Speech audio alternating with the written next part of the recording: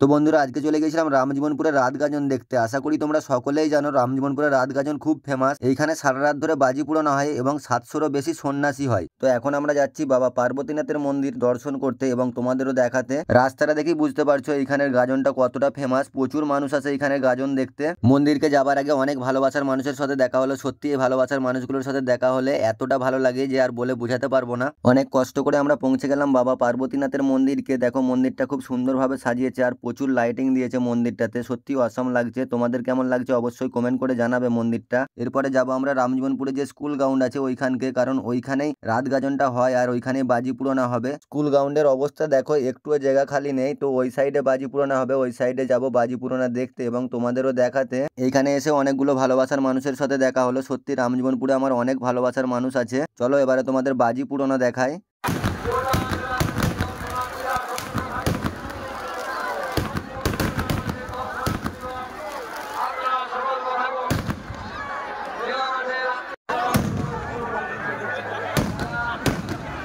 তো বন্ধুরা ভিডিওটি কেমন লাগলো অবশ্যই কমেন্ট করে জানাবে, আর ভালো লাগলে লাইক এবং শেয়ার করে দিবে ভিডিওটি। দেখা হচ্ছে নেক্সট একটা প্র্যাঙ্ক ভিডিওতে, ততক্ষণের জন্য বাই।